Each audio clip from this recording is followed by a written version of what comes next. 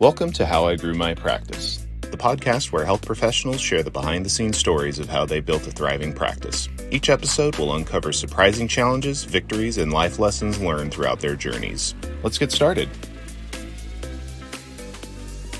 Welcome to How I Grew My Practice, a 15-minute podcast sponsored by NexHealth. My name is Al Goldman. I lead content here at NexHealth, being joined today by Amol Nirgudkar, the CEO of Patient Prism. He's here to talk to us about how DSOs are leveraging AI to keep their practice schedules full. Amol, welcome. It's a pleasure to have you here today. Thank you, Alec, very much. I appreciate being on your podcast. Cool. To get started, if you don't mind, just tell us and share with us a little bit about yourself. Give us some of your history. What's going on at Patient Prism?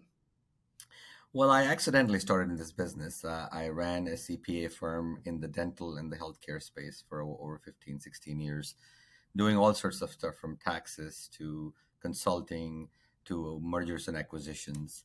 And during that period of time, I fell in love with dentistry and how dentists ran their practices. So I focused a lot of my CPA firm on improving dental practice revenues or expenses and stuff like that.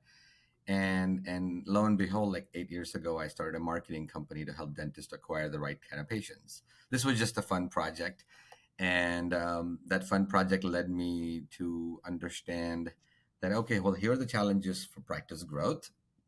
And we were one of those companies who went to dental offices and said, hey, what kind of patients would you like to see?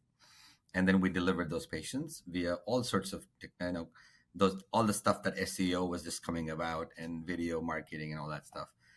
And one of the things we realized during that process that no matter how good we were and effective we were in driving leads or patient phone calls into the dental offices, if those offices didn't have the ability to close that deal on the phone, which means schedule an appointment, all that marketing dollars were going to waste. So Patient Prism was born out of that need to get more patients to schedule appointments. And so I asked a simple question at the time. I was not this technologically savvy that I am today, running AI company for many years. I asked my co-founder, I'm like, could we teach Alexa how to understand dentistry? And he's like, sure. I mean, he's very nonchalant. He's like, sure. I'm like, what do you mean, sure?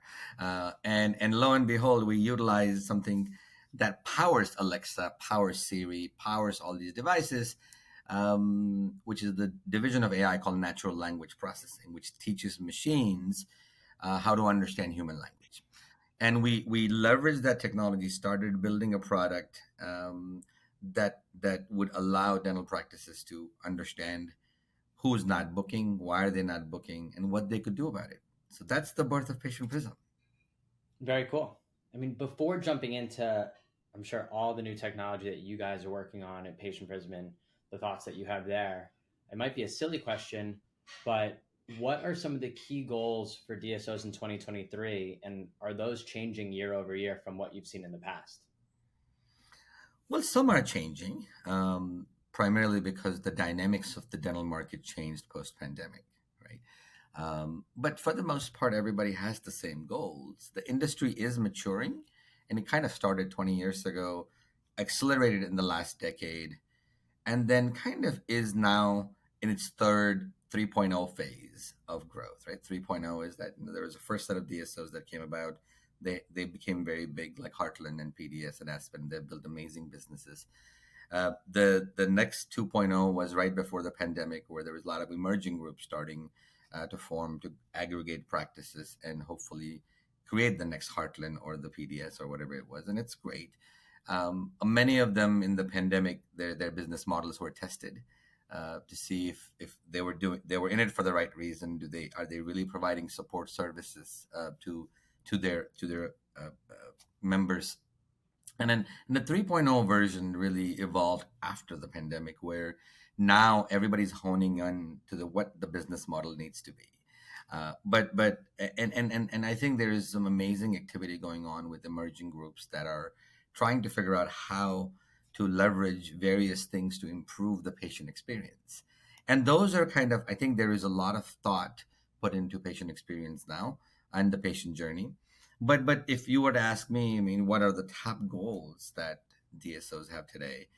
One is, I think the number one goal, I don't think anybody would disagree with me, is same store growth, right? Same store organic growth. Everybody wants to do that because that's what all the investors want, right? I mean, at the end of the day, it's not because it shows you how the health of the practice is, right?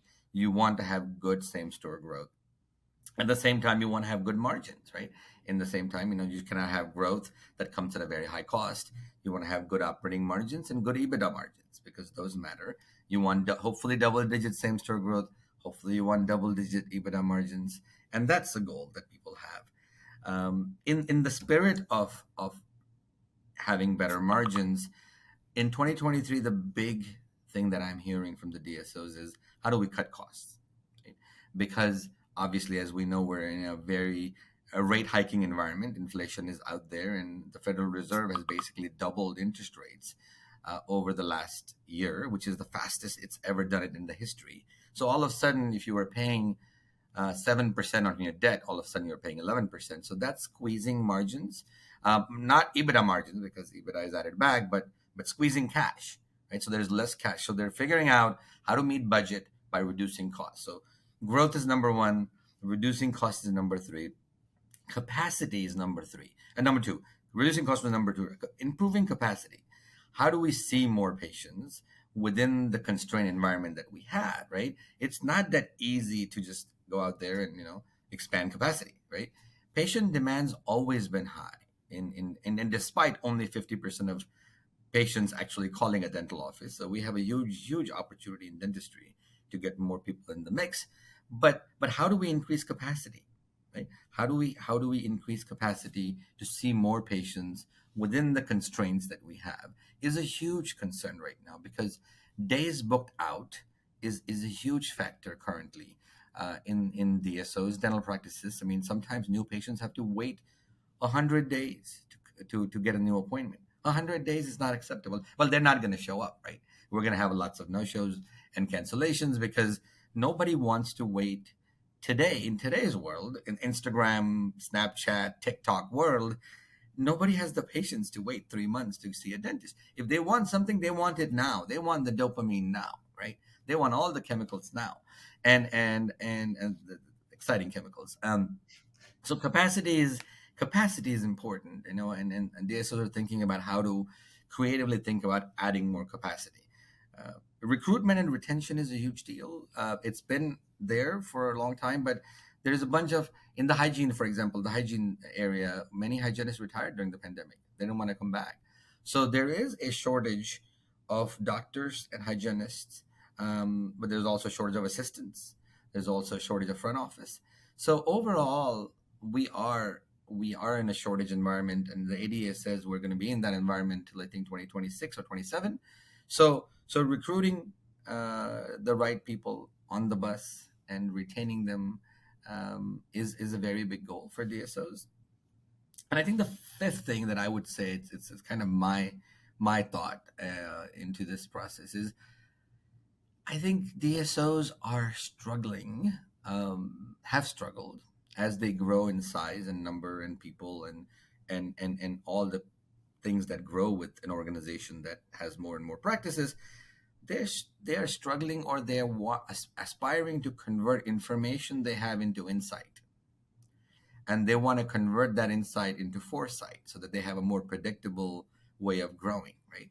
And what do I mean by that? Information means the stuff that you have in your electronic health records, in all your systems that you have. It's information, it's data, right? For the longest time, we've had many of these. There has been a focus over the last 10 years on key performance indicators. What are they like? We need to look at those things. But what happens is, as you grow the organization, you almost quintuple the amount of information that you have to process, and that's just information, right? Information is it tells you what happened, an insight is idea of why did it happen, right? Insight is also a crystallization of this amount of information and then converting into this amount of information. So I just want to know what happened, why did it happen, not what happened, but why did it happen, what could have prevented something from happening, a bad thing, If something good happened, then why did that happen? Can we replicate that everywhere else? So that's what I mean by converting data or information or hindsight, right? Hindsight, what happened in the past, to insight of why, what could have been done, and that insight, and crystallizing data information into insight, and then getting that insight and creating some foresight, which is what could we do next time, or what could we do to prevent something from happening. For example, what could we, how could we, okay, we had 5 cancellations. How do we fill that up? Right? We have 5 cancellations. Look, now all of a sudden we have gaps in the schedule tomorrow. What do we do? So understanding we had five cancellations is important. That's hindsight, right? Why did those cancellations happen? That's insight. And the DSOs want to know that. And what could we do to fix that? That's foresight. And as long as they evolve as an industry from taking information, converting that in insight, and getting foresight, I think that's going to be a goal, I believe, of all DSOs going forward. Cool. Yeah, I mean, I guess my question to you is, how is technology enabling? I mean, you had 5 different goals, specifically on growth and reducing costs, but even as far as helping folks develop that foresight and being predictive. So I guess my question to you here is, how's technology impacting the DSO space to achieve a handful of those goals? Well, in terms of growth, right? The first way technology is helping is figuring out how to properly market to the right patients. Because at the end of the day, if you want to grow your business, there's multiple ways of multiple levers of growth. You absolutely need new patients, and so there's marketing technology right now that is utilized by marketing folks in understanding what the demographic of people around the people want. So there's a technology being used in marketing, whether it's bidding for AdWords, whether it's paid campaigns, digital campaigns across even Instagram and TikTok and social media. So technology is being used for patient acquisition, and not just patient acquisition. The smart guys are doing it for the right kind of patient acquisition, which means are the right people calling you, right? So that technology is being used. Hold on a second. The right technology is being used in in getting the right patients and marketing to the right people and getting all those objectives done. Technology is being used in our context, for example, to make sure all those people who are calling are actually booking an appointment, in type of understanding those kind of conversations and making sure that every patient is moving forward in their journey, so that when they call, the first, our only obligation is to make sure that we convert. We call that conversion optimization. Technically, the term was invented by Google, and they call conversion optimization something different. I'll talk about it later. But so our patients are the right people coming in. Technology is used to do that. Are they booking? Technology is used to do that. Technology is also used right now in terms of diagnosing the patient and getting them to accept treatment. So that's a huge role of technologies that's playing, more so than ever before. Technology is also used in collections and revenue cycle management. Are we collecting? There's robotic process automation being used to look at claims and verification and eligibility. Technology is being used to look at claims and cleaning up the claims, validating all the data before they're submitted to the insurance company, so that we get a better acceptance rate. So there's a lot of technology being used, and I think that's a big growth area for the DSO in the dental world. Is how do we make a very inherently inefficient process of submitting to insurance and collecting back from insurance? How do we make that a little more simpler, and how do we make that less human centric, right? That's the point of technology, right? The point of technology is not to replace a human, is to allow a human to be more efficient, so that they can do things that they want to do, which is most likely spend time with the patient, right? And earn their trust and give them great customer service. The point of a human is not to stay with the insurance company for 2 hours waiting on hold to verify a customer. We should let technology do that, because how much value does it add to anybody in the ecosystem when we're on the phone for 2 hours just waiting to get the to get verify patient information, right? So that is a big part where technology is helping in revenue cycle. And I think the big thing that I believe technology is helping is to really first, just, I think, enhance the patient journey from the time they start. And the most important thing, as we know in dentistry, is that okay, it's, you want to acquire new patients, wonderful, right? That's important. But at the end of the day, and that's what in marketing speak, that's top of the funnel, right? We're acquiring patients coming in, but what do you want to do once they come in? You want to make sure that they are moving forward. They're, accepting your diagnosis. They're accepting your treatment. And then the most important thing for you to do is they are nurtured, so that they are retained, right? Because you don't want to acquire all these patients on the left side of the funnel. Let's say it's on the left, and they're moving through the stuff. They come in for one visit, and they just don't come back, right? So apparently, the statistics are out there, but the bottom of the funnel leak, which means the patients who are actively leaving the practice on a monthly basis, is anywhere between 25 to 30 new patients are leaving the practice. So what happens is, what's the point? When you have a leaky bucket, all you do is spend more money on marketing, get more people in, but then people are falling off that. So the big thought process is, how do we get customers that are already customers of ours, right, to come in to get the treatment that we have presented them, to come in for their routine visits for hygiene every 6 months, for their hygiene maintenance every 3 months. And how do we get them into those sequences where we can use technology to activate them, to take the next step for their own oral health, right? So somebody has postponed a crown for like 6 months. How do we activate them in the way they want to be activated, right? Well, a lot of people want to be activated over text, right? But how do we create technologies that are going to nurture the patient in the way a 2023 patient wants to be nurtured, not in the way a 2019 or a 2020 patient wants to be nurtured, or a 2010 patient wants to be nurtured? Yes, we want to send them reminders and all that stuff. That's great, but I think technology is going to need to help, and I think it's helping. Part of what you guys are doing over there at NexHealth is also is where we are thinking about what the patient wants today, the convenience they want, right? They want to do online appointment. They want to be able to chat with somebody. They want to be able to quickly figure out, and as long as we can deliver that to them through technology. So that's it. In the area of nurturing and automation is where I think technology is going to really shine in the next few years in the DSO world, and in the overall dental world. I think it's going to help us really grow this industry from where it is today to almost 5 to 6 times its size.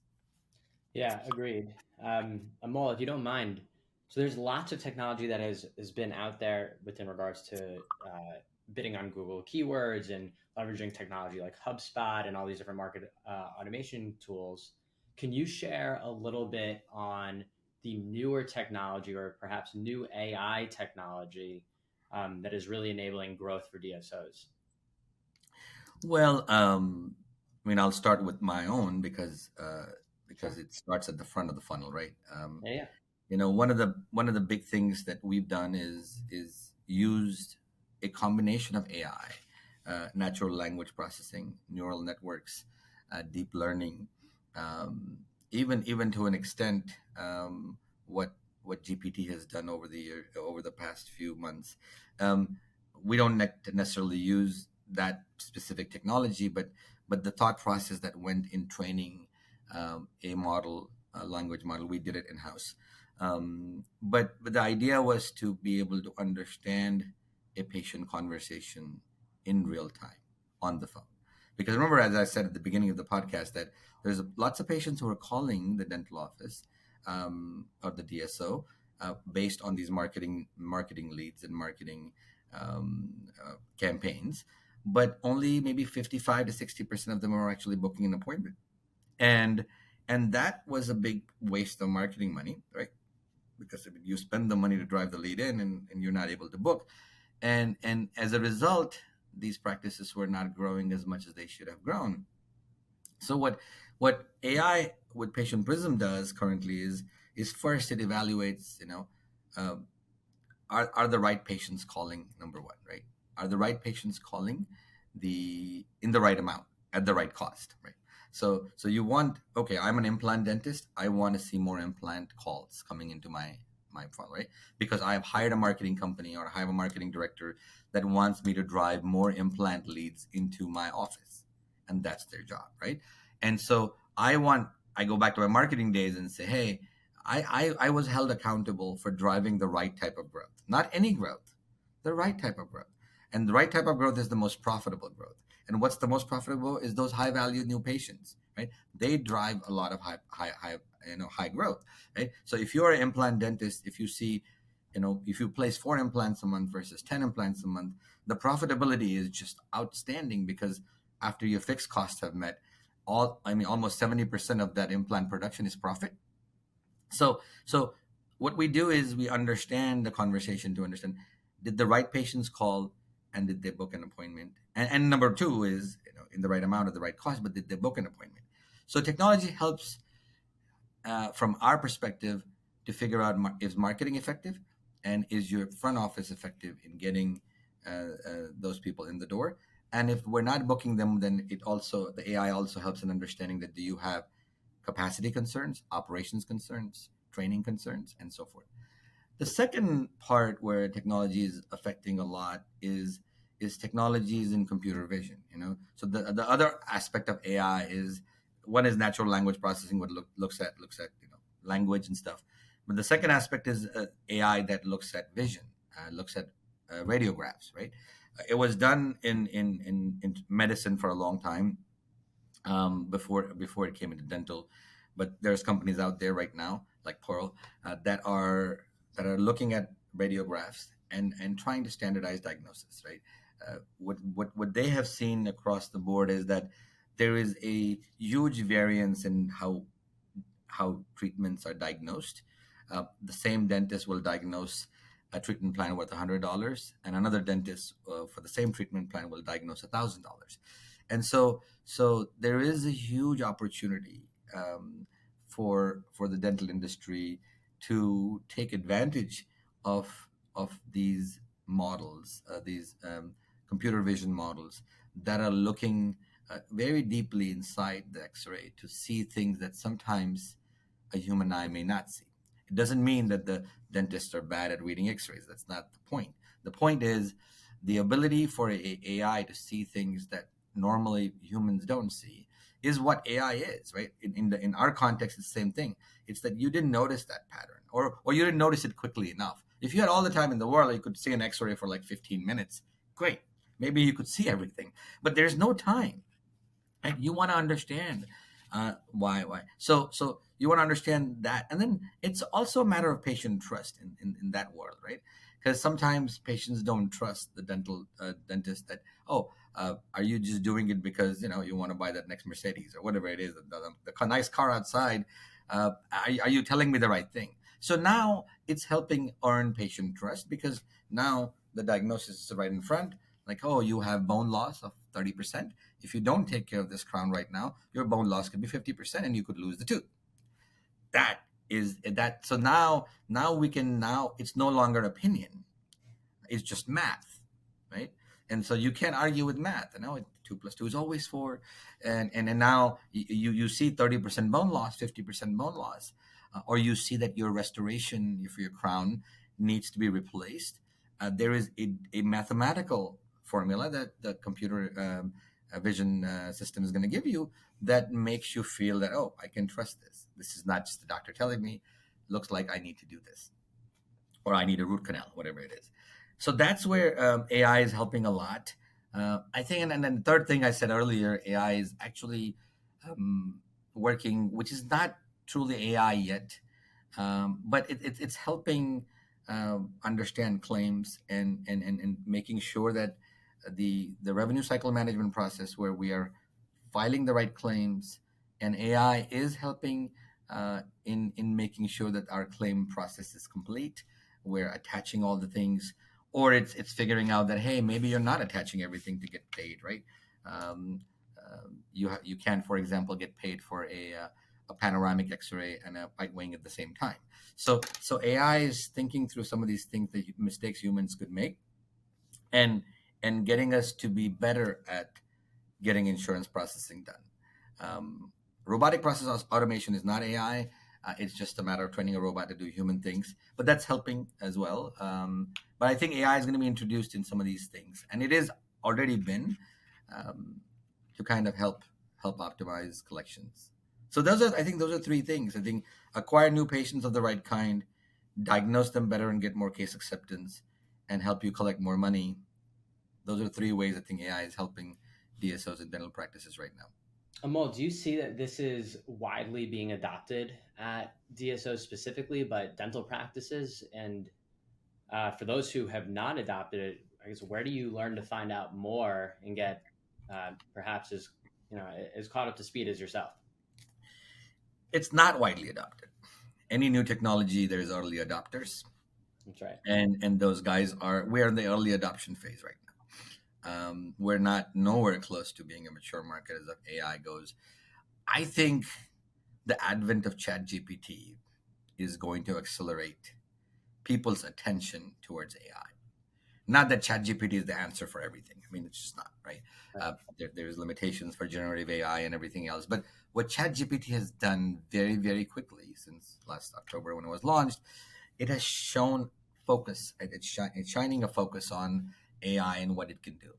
So I think we're still in a very early adoption stage. Do you think, is there 10% adoption of AI? No, I don't think there's even 10% adoption, maybe 5%.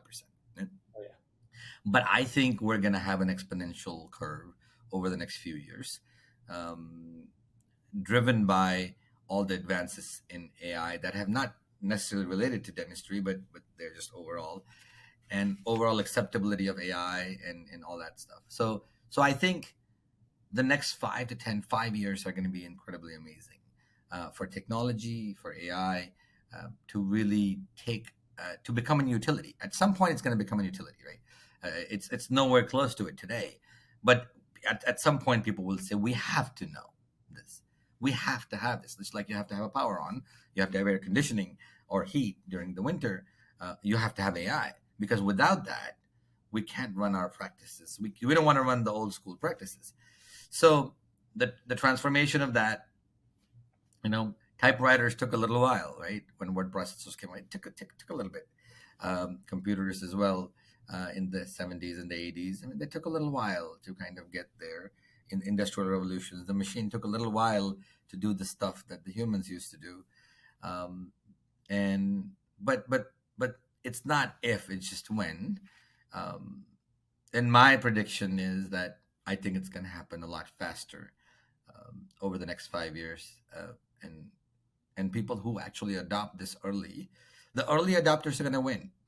The early adopters of technology are going to win, have an outsized. Now, in 5 years from now, you adopt technology, yes, you will grow at 4%, right? But you do it today, right? You are going to have a unfair competitive advantage. It happens every time, right? Anybody who does something new, takes a risk, adopts technology that's going to change their practices, and it's an informationally inefficient world, right? People who know, they adopt. So early adopters have a distinct advantage in growing faster, being more profitable, making more money, and I'm seeing that already. If you adopt technology earlier, you adopt marketing automation, you adopt AI, you adopt some of the new tools, you are going to grow faster than people who are not. Yeah. And on top of it, I mean, it just feels like the introduction of all of this AI that has happened in GBT and all these tools, and the colliding of the issue of kind of like labor shortage in the dental market have hit at the same point. So the question that dentists or practices really have to ask is, how am I going to get the work done? Are you going to continue to really spend hours and hours looking to backfill roles or hire people? Or are there small efficiencies that you can gain by looking into AI for those three topics that you kind of provided and laid out on growth and diagnosis and also the collections piece, right? Those are so many tireless hours of just repetition over and over and over. So figuring out, hey, is there a new technology that I could be using, whether it's Patient Prism or NexHealth, or I'm sure there's tons of tools specifically around collections that I think practices are going to greatly benefit from, not even just from a growth perspective, but really just from a labor and cost perspective as well. Yeah, you have to create time, right? Time is the most scarce commodity, right? That's right. And if you're getting your humans doing things, it also doesn't do great for retaining people, right? As I said, you look right now, the ADA survey said 39% of front office people in dentistry are looking for new jobs. 39%.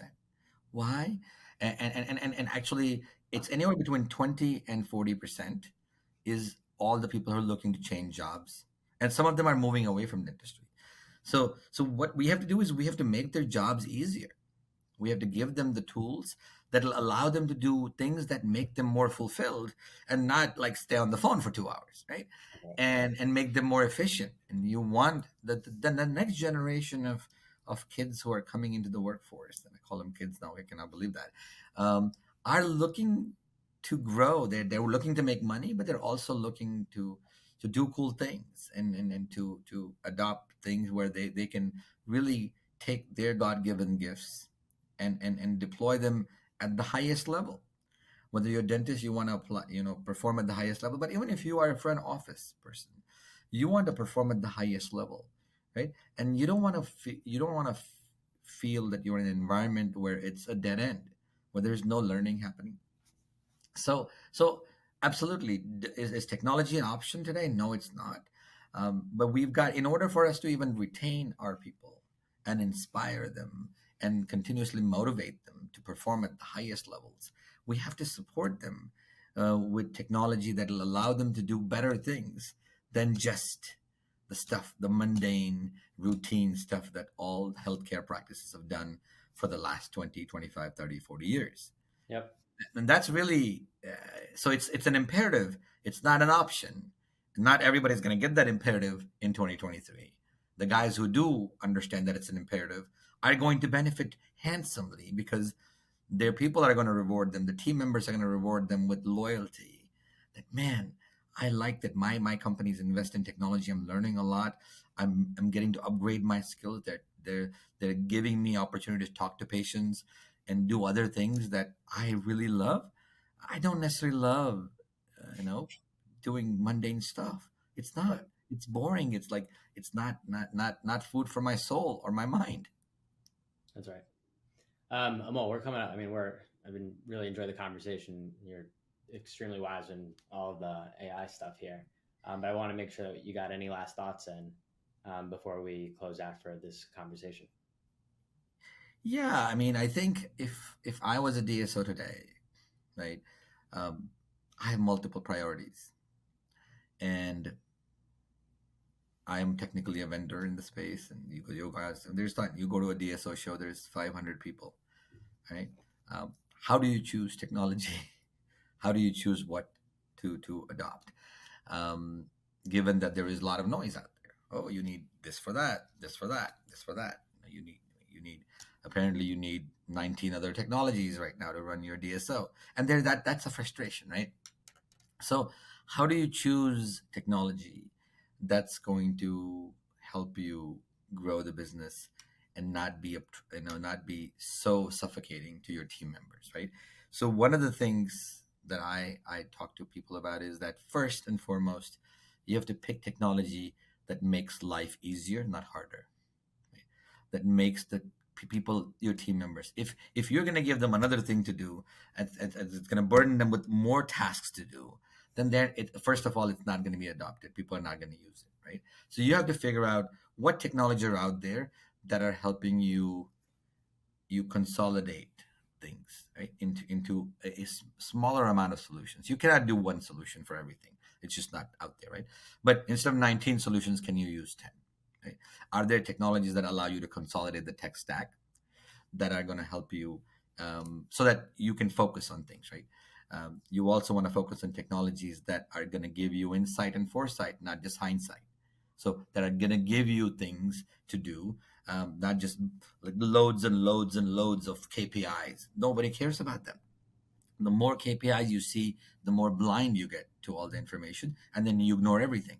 So who is going to give you, what technology is going to give you the insight and foresight and the tools to act upon, right? If somebody canceled, I want to fill that cancellation. If somebody didn't book, I want to rebook them. If somebody didn't accept treatment, I want to diagnose them better, right? I want, the time is important. Timing, people don't have time, and we want to be able to save time. And so we want technologies that are going to give us more time, and that are going to help us develop insight. Right? First, we want to consolidate the stack into a smaller stack so that we can focus on using those things, otherwise not focusing on anything. Second, we want to be able to give them insight and foresight and give them the tools, just the right tools to help them do their jobs better. The third thing is that many DSOs struggle with. It's easy to technology is easy to buy, but it's not easy to operationalize, right? So you need a team. You need to figure out who, not how, right? The famous Dan Sullivan quote: "Who, not how." Like, how are we going to empower leadership within the organization for change management? How are we going to adopt technology where people actually buy into the idea that, hey, this is going to help? Who? The most important person to help in dental business is the patient, right? That's the most important person we're trying to help here. We're trying to get them to better health. And as long as all of us try very hard to get that patient in the door and get them to their optimal oral health and overall health, we're all winning, right? We don't have to worry about EBITDAs and valuations and none of that stuff. What matters is, are we empowering the society to become healthier? And so how do we operationalize that? Happens through leadership, happens through the concept of who, not how, right? Who do we empower? Who do we make the champion of that person in the organization that can take the bull by its horns, convince people that this is the right thing, get the change management happening at the DSO level? And there is some good thinking around that. We have failed many times, Alec, over the last 7 years in figuring out the change management piece. And we very much have focused our last 2 years in thinking like, hey, we're dealing with people. This is a people business. And this, you can't just fly by night. Oh, I got this fancy AI. Nobody cares. What people care about is their problems. And we have to solve their problems. We have to get the team members to understand that this is solving their problem. This is reducing the amount of work that they don't like to do. And operationalizing this is big. Right? If you can't operationalize any of this stuff, no matter how cool it is, you can build the next bot that's going to do dentistry on its own. Nobody cares about that. People care about their problems. People care about their teams. People care about their retention. People care about their own jobs. And we have to make sure, as technology companies in this space, we have to make sure we help these DSOs and dental practices adopt this in a way that it's going to make an impact, and it's not going to create more aversion to like, oh my God, another thing to do, right? So that's, I think, are my last thoughts. Really, is we got to empower people to be leaders, and we got to figure out how that leadership process is going to work in the organization, so that we can adopt this technology in a way that it's going to empower everybody to be their best selves, improve the patient experience, grow your practice, top line and bottom line, and really help you do your most important job, is to serve your patients and to get them to the best health possible. And if we have done that as dentistry, then we have all won, regardless of our EBITDA or regardless of the valuation that we're going to eventually be at. Very good. Amol, thank you so much for joining us on the show today. It was a great conversation, and I know everybody's going to learn a lot, specifically on the AI stuff. But we'll definitely be in touch. I'd love to have you back on the show. Thank you so much, Alec. Thanks.